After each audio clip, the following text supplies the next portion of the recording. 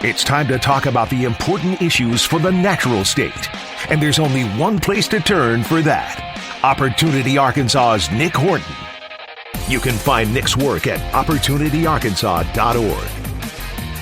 And welcome back. It is the Wednesday edition of First News, third day of December. It's about 20 minutes in front of 8 o'clock, and that does mean that Nick Horton, the founder and CEO of Opportunity Arkansas, is set to join us. And Nick, good morning to you. Welcome back to the show. I trust that you and the family had a good Thanksgiving.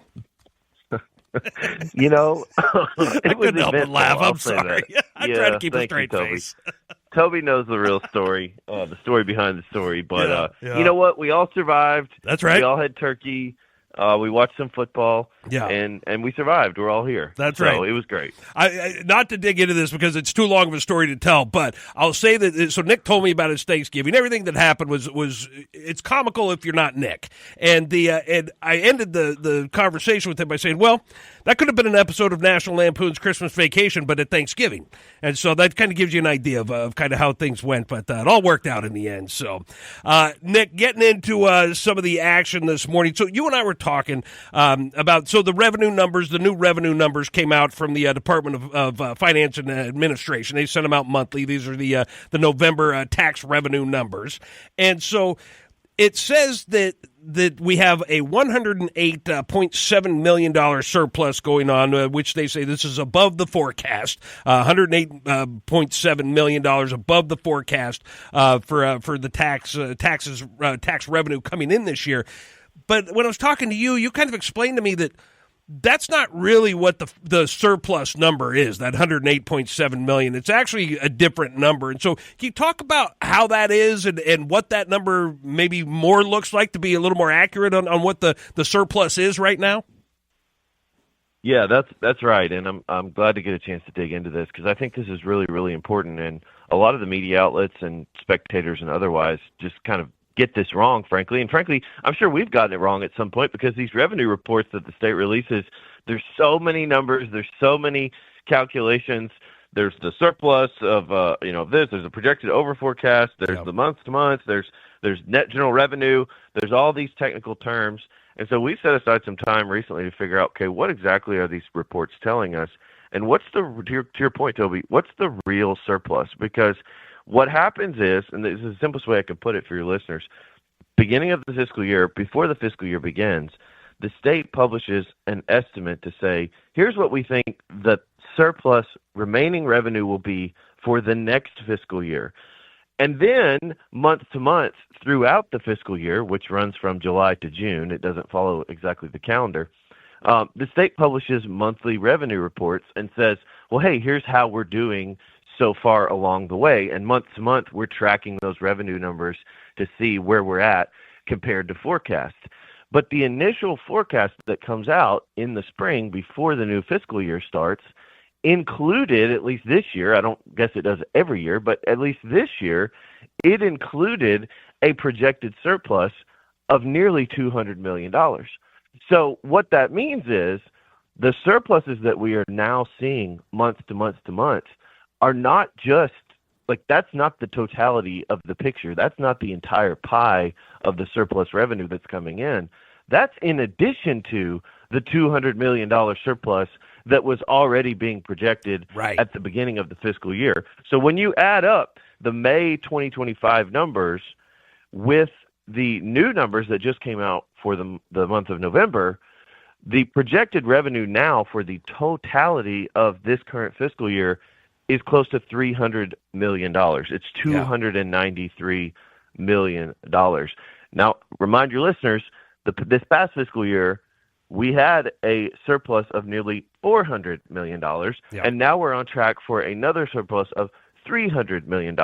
It has also now been nearly 2 years since we have cut the state income tax, and so there's a couple things there that don't quite add up. That's right. We can talk more about. But this is good news because it means we've got plenty of money and state government has more money than it needs to keep the lights on, and it is way past time to reduce the state income tax again. Yeah, no, we need the special session. It's what we need. We need special session called and start working right. on this. So, but I think it's just important to note that you're seeing these stories about $100 million surplus or $80 million surplus, or even in the last couple of months we've seen headlines to say, revenue's down. Right. Well, that is not the total picture here. No. The whole picture here is that we've got on track right now for a $300 million surplus, and the state income tax, a 0.1% is about $50 million. So you could take 6/10 for $300 million. You could take 6/10 off the state income tax. We're at 3.9. Mm-hmm. We could go to 3.3. A dramatic drop just using this year's surplus revenue. Yeah, which is what should be done. But and so just to kind of clarify what Nick was saying is that with the $108.7 million that's reported as the above forecast, there's still a number that was forecast that is surplus too. And so you kind of have to add those numbers together to get the total. And Nick, I also wanted to mention that when Opportunity Arkansas, this is something you told me, was that when you reached out to DFA, I mean, they were very forthcoming. They weren't trying to hide anything from you as you were digging into this, right? No, absolutely not. And we worked with them again to confirm that, okay, are we interpreting this right? We want to make sure we're being fair and accurate and presenting this correctly. And they said, no, this is the correct interpretation. You take the surplus, the projected surplus, and you add it to the new monthly surpluses. So it's sort of a surplus of the surplus is That's really right. the way to think of it. And again, we just see constantly these news stories of, $50 million surplus, $60 million surplus, revenue's down, this, that. The reality is, big picture, we are on track right now for a $300 million surplus again for this fiscal year. Yep. So there have to be income tax cuts. There just has to be. No, I couldn't agree with you more. As we're talking with Nick Horton, the founder and CEO of Opportunity Arkansas. Nick, before the Thanksgiving holiday, you and I we started talking about these new proposed rules for the EFA accounts, the education freedom accounts, and I know that you put out some new non-debatable issues covering this, which were tremendous. And so make sure you go sign up for those folks at opportunityarkansas.org if you haven't. But one of the big points of contention is how EFA funds can be used in regards to playing team sports. That seems to be the one that's getting a lot of talk right now. And so can you talk about what the policy is right now and how it would change under these new rules that may come into play? Yeah, this is getting a lot of attention, as you said, and for good reason, because it's completely ridiculous. It's completely against the spirit of education freedom. And frankly, this is a case where the Department of Education is quite clearly, in our view, exceeding their statutory authority. We had a whole debate, as you and your listeners recall, Toby, SB 625 during the legislative session, where the state legislature said, we're going to start to create some restrictions on extracurricular spending and extracurricular activities, transportation costs within the Education Freedom Program. We're going to put some guardrails on that. We're not going to just say, hey, you can spend your full EFA amount on transportation costs or mileage, for example, if you want to. It's going to be capped at 25%. We oppose that bill. We did not think that, the state should be coming in, putting strings on this program or trying to micromanage these families. Mm-hmm. And largely for this reason, Toby, because it's a slippery slope of when you start trying to get into the nitty gritty and telling families, well, you can use it for this, but you can't use it for that. Well, you can use it for this. Well, that might be an educational purpose, but we don't think it's a good educational purpose. You can use it for this type of a textbook, but not this type of a textbook. Right. I mean, the ways that this could go and the level that this could devolve into is almost unforeseeable. How much this could just continue to erode on us, and so we oppose that bill. This idea of banning the use of education freedom funds for team sports, was not in that bill. Right. In fact, from what I've been told from talking to legislators who were involved in drafting that legislation, it was intentionally not in that bill. And the legislature had 1,600 bills throughout the session, 90 days, where anyone could have filed a bill to ban team sports if they wanted to, and they didn't do it. So now what happens is 6 months later, session's over, and frankly, there's less attention on these types of decisions, and the Department of Education rolls out this rule to say, if you're an education freedom family, and I want to be clear about this because I think there's been some confusion, it doesn't mean you wouldn't be able to participate in team sports. Right. It doesn't mean that if you're an education freedom student that goes to a private school in Arkansas that you couldn't be on the baseball team, but it just means that if there's expenses related to being on the baseball team, you wouldn't be able to use your education freedom dollars for that purpose. So equipment, uniforms, travel, whatever types of fees that might come with that. And I can tell you, Toby, I mean, not to make this all about myself, but I was one of these kids. Yeah. I grew up in a very, very low-income family, homeschooled through middle school and elementary school, and then went to a private high school. My dad worked 2 jobs to be able to put us through. And to be on the basketball team, there were expenses. There were a couple $100 of basketball shoes and uniforms and other fees that, I'll be very honest, my family did not have the resources to pay for that. I mean, we could barely pay for tuition. Yeah. So I had to go out and raise money from family and friends, and maybe that was good for me. I think it was. Sure. But point being, you've got families now that maybe not have that option, and this is a really big shift. The Education Freedom Program is in year 3, and team sports have always been allowed. These expenses have always been allowed, and now all of a sudden, outside of their statutory authority, the Department of Education is trying to tamp down on this, and it's completely inappropriate. Nick, what's the purpose behind this? I mean, someone pitched this at some point and said, to the Arkansas Department of Education, hey, this is how EFA should work. And so because this sounds like, hey, let's make it hard for people using EFA accounts to participate in team sports. I mean, what are the people who are behind this say that the upside of this is? What could someone say is the benefit of having this rule instituted with EFA families?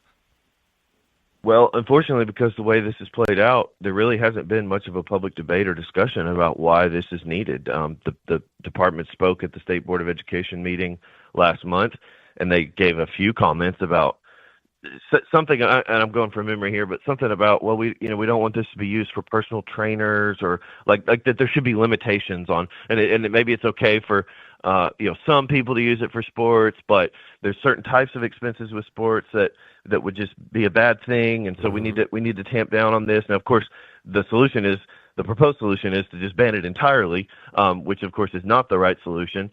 But bottom line is, we don't really know, Toby. I mean, there's just not a lot of justification here that's been put forward. Maybe we'll get more of that as this public comment process and this all unfolds.